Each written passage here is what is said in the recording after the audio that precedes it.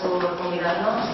Es un placer siempre volver a Galicia, a Santiago, encontrarnos con viejos amigos y sentir que tenemos tanto las cosas en común, los gallegos y los vascos, y en este caso, las letras.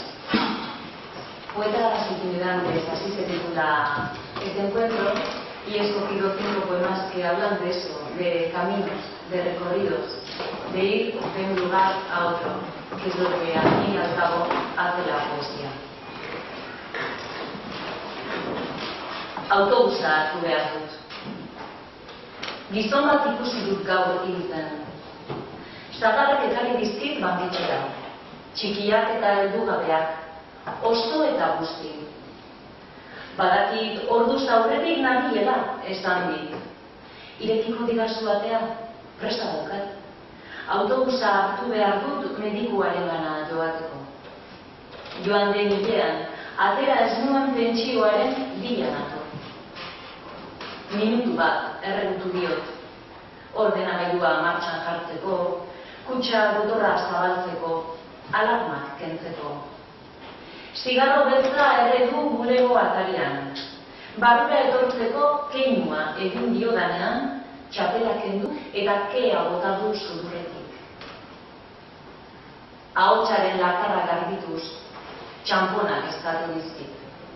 Autobuserako, osteko txikitorako, eta esku ezurtsua luzatu du, tabernan lagune luzatzen dien bezala.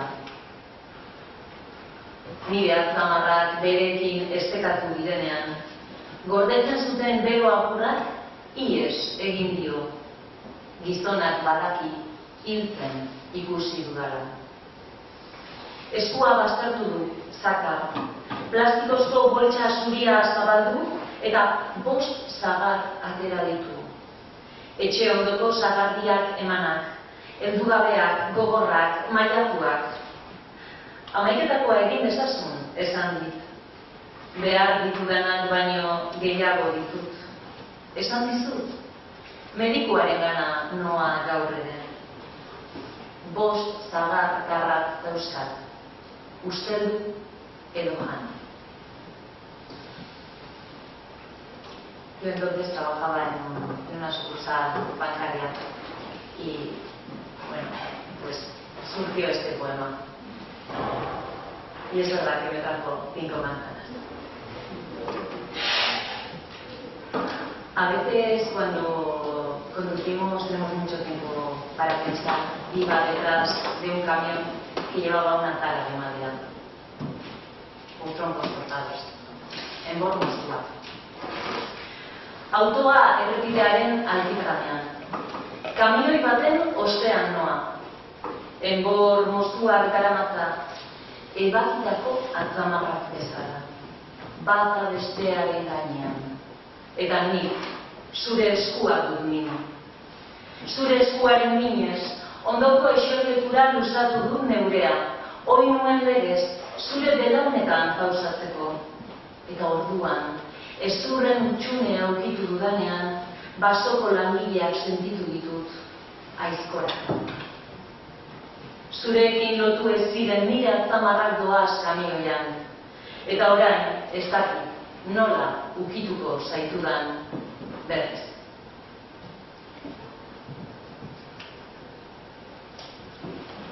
Iba conduciendo también, otra vez, lentamente detrás de un convoy excepcional y me dio a pensar lo siguiente. Convoy excepcional. Convoy excepcional batekin topo egin dut astean hirugarrenez. Moilako harriak garraiatzen dituzten kamioiek alarma gorria piztuta, uretan nekez urtuko diren azukre koskorrak, karratuak, trinkoak, daramatzate gainean. Konboi excepcional irakurri dut, hirugarrenez autoan astean, harriak errepidean, pixu, geldo, euskarria eusten, moiara gautuko dituzten argi kiloak soinean. Argi bloke horiek imaginatu ditut ondoren, portuko moila eusten hasten, igaduren aurka, erresistentzia etxia. Nire mollari begira jarri naiz, ala beharrez. Ze itxasoren kontra ari ote dira, nire harri bloke hauek, guztiz igatzeko zenbat beharko ote dute. Konboi excepcionel bat behar dut, harriz, mudatu nazaten. El siguiente poema se titula exactamente así, Caminos. Bideak. Gure nuke, jaiotza agidirik gabeko itsasoa bezala berritu. Azalaren bide nekatua, euririk zaharrenarekin busti.